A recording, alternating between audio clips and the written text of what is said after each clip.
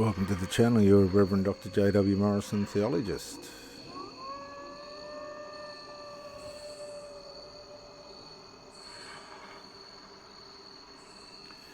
Mother convicted of poisoning her family maintains her innocence. Diane Stott was convicted of 2 counts of first-degree murder.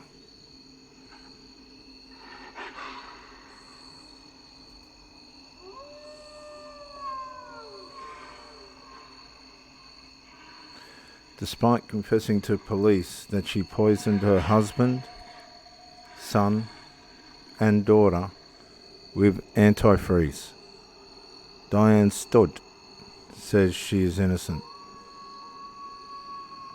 I said what I was told to say. I'm saying there's more to that than what people know, Stott said in an exclusive interview with 2020.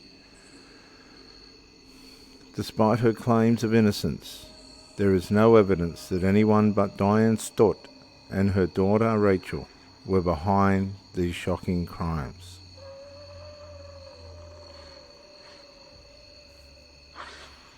Nearly 6 years after pleading guilty to 2 counts of first-degree murder, Diane Stott said she's ready to share the chain of events that led to her life imprisonment without parole.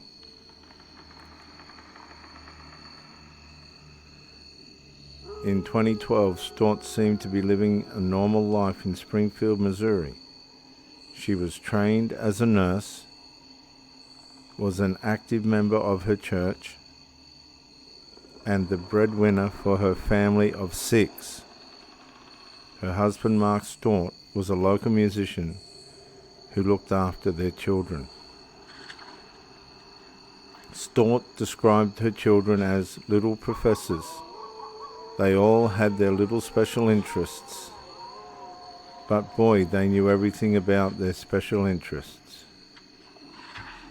On Easter Sunday in 2012, 61-year-old Mark Stott died of what appeared to be natural causes, which some attributed to an unhealthy lifestyle. His bandmates noted that he had been acting strangely on Friday night, saying that he was slurring his words and his skin appeared yellow.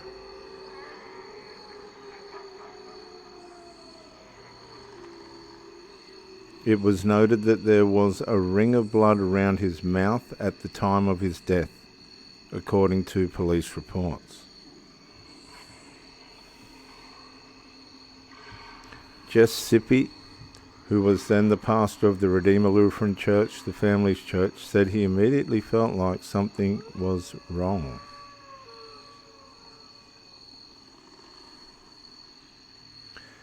There was nothing in me that believed that it was of a normal, natural cause, Sippy said in his first time speaking publicly about the Stott case.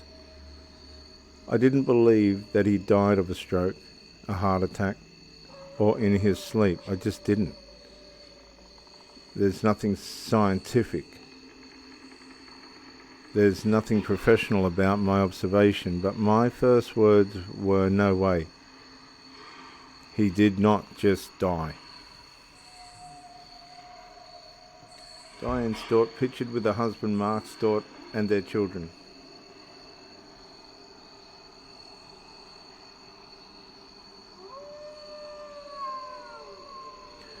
I honestly believe that we're going to see a lot more of this. There's a lot of pressure now on single mothers, and their adult children are lazy.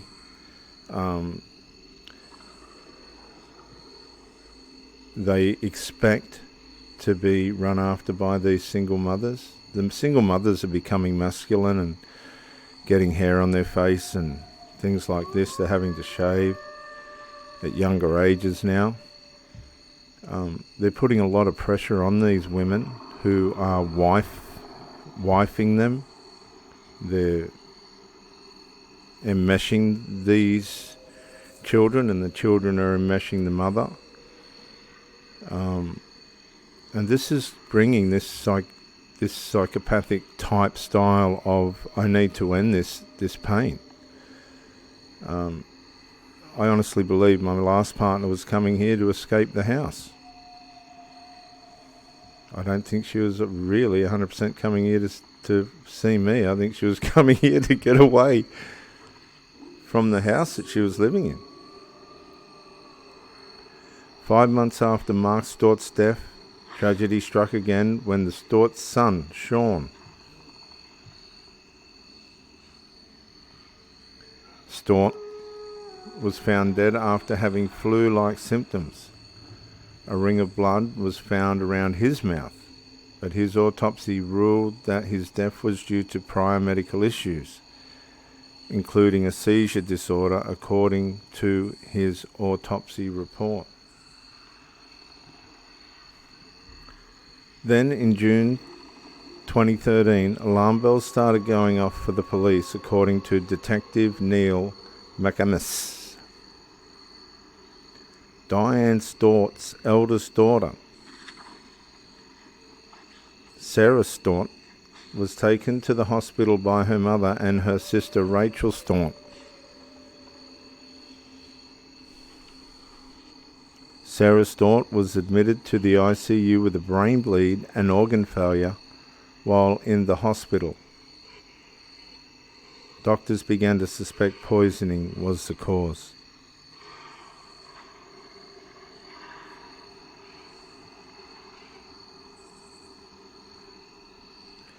Simultaneously, samples were recovered from Sean Stort's autopsy, where testing revealed the presence of ethyl glycol, one of the raw components of antifreeze. Sippy said after Sarah Stort was hospitalized, he called in a tip to the Springfield Police Department. I said that I believed that Sean Stort's death did not appear to me to be of a natural cause, and that this would benefit from investigation, said Detective Sippy, Jeff Sippy. Jeff Sippy, who was the pastor of Redeemer Lutheran Church. Ethanol glycol is not a typical part of normal toxicology screenings and requires specific testing to detect, which is why it was missed during the initial autopsy.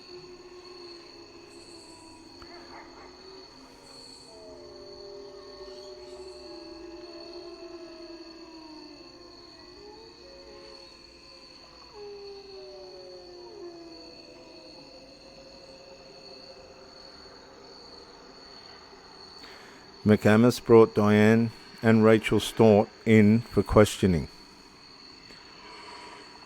In interrogation tapes obtained exclusively by ABC News, Diane Stort admitted to using antifreeze to poison her family members by putting it into her children's Coca-Cola and husband's Gatorade. During the interrogation, McAmis asked why she did not bring her husband to the hospital. I hated his guts.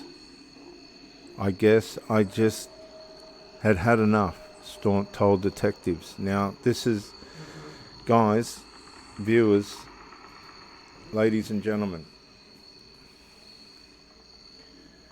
there is a lot of women and men out there that absolutely hate their partners because of the unresolved. They don't know how to find resolve, they don't know how to bring resolve. And they're going to these extremes to get rid of these people instead of just breaking up. They've got so much resentment and bitterness towards these people that they just want to take them out.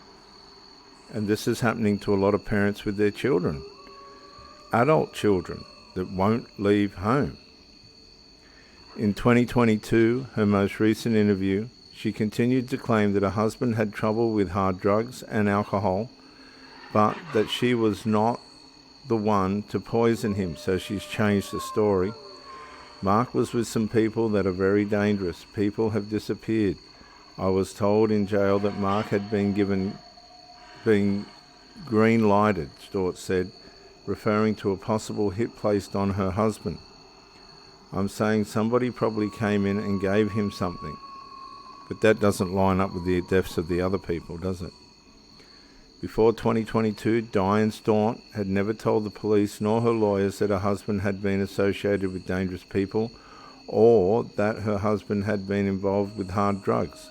According to authorities, there is no evidence to support these claims, and see, now she's gone into denial. These people change like chameleons, and it's all on the dark side. Again, I'll remind you, there are a lot of single mothers. They are paying extraordinary rents. It's costing them incredible amounts of money to feed these adult children who are not contributing to the responsibilities of the house. They're standing over these people, these adult children. They're disabled, they're dysfunctional, they can have borderline personality and narcissistic traits. The parents are losing their relationships. The parents are losing their minds because they're giving the authority over to these children who can't even manage themselves.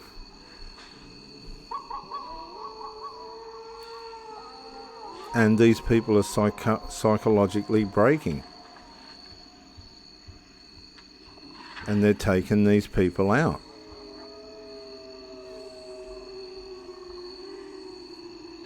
During her questioning with McAmis, she was asked why she decided to poison her son, who was autistic. Now remember, this woman was a nurse. Don't underestimate these people that look like they're empathetic on the surface through their jobs and that.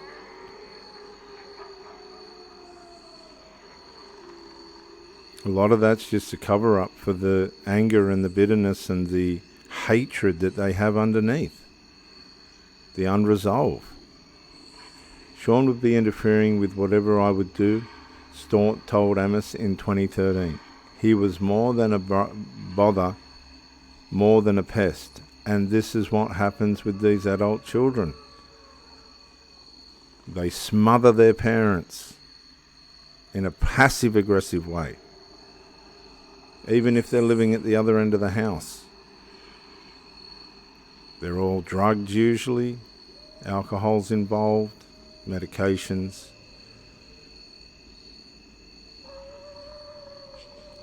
The parent loses relationships over their adult children interfering, and other reasons.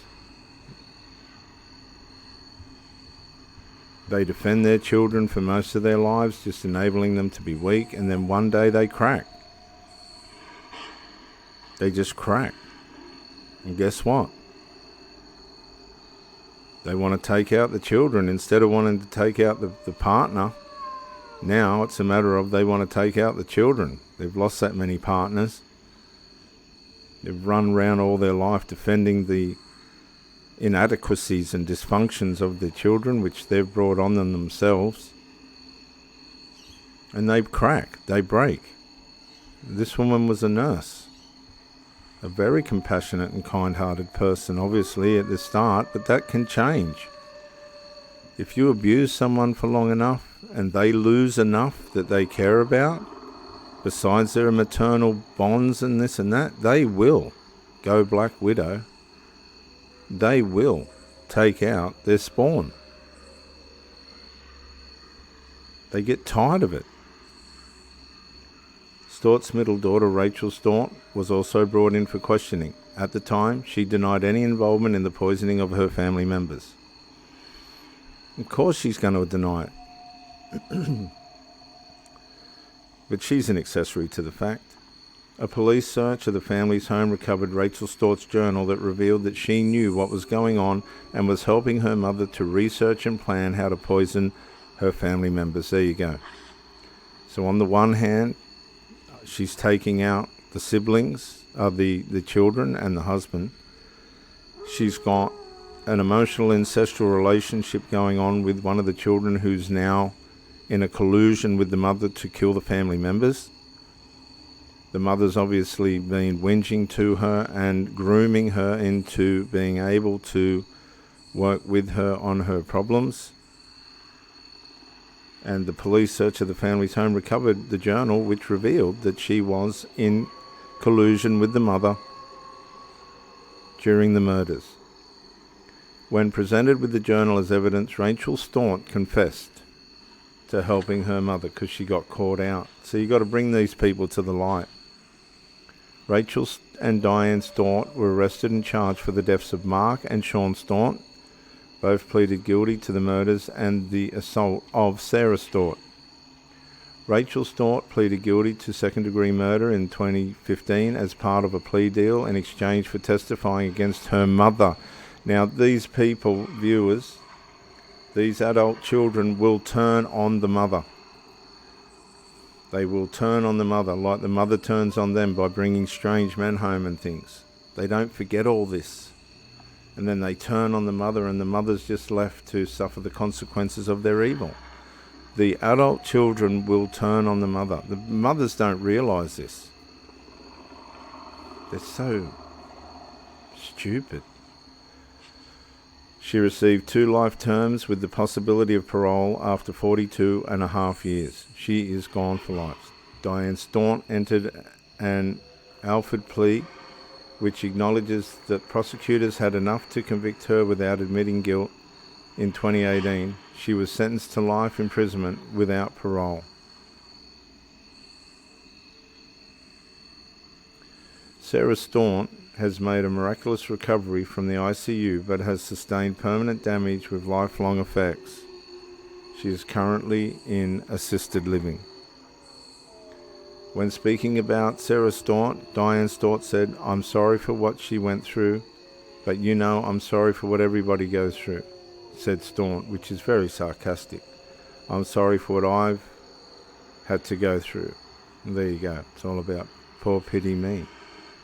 Diane Staunt said she was sorry for what her family had been through, but despite confessing to police, now denies having any part in the poisoning. At one point, she alluded to being poisoned herself, which there is no evidence of. See, now she's projecting it back from them onto her. This is, man, I'm going to say, this is psychopathic, which there is no evidence of. McAmis affirms, there is nothing whatsoever to show that anybody was involved in this case other than those mentioned already. Diane and Rachel, the ones that killed their family. Diane Staunt tried to single-handedly be the breadwinner for the family. And one day she broke. She snapped. And when she snapped, she poisoned her husband and 2 of her children in collusion with another one of her child. We're going to see more of this. We are going to see a hell of a lot more of this. You mark my words. Reverend Dr. J.W. Morrison, theologist. And just let me say again, I think these people were Christians. Again, this is another case where Christianity is involved. Christianity, no, it's not an automatic passage to no trouble. I've put a warning out there to all single mothers. Do not enable your children or your partners to be weak, because you will turn around and despise them after they've worn you out. A lot of you people are aging. You're getting old. You're getting old and wrinkly and smelly. No. And these people are going to abandon you. They're going to use you up and spit you out. And you think it's all, for your grandiosity as a parent. You are deluded.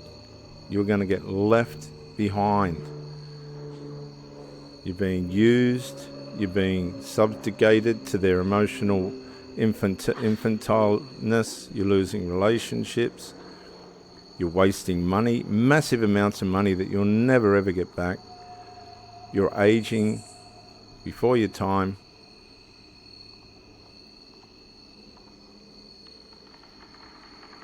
What's the answer to this? It's one simple word. Boundaries. Simple boundaries. But boundaries is a dirty word, isn't it? Reverend Dr. J.W. Morrison, theologist, New South Wales, Australia. Bye for now.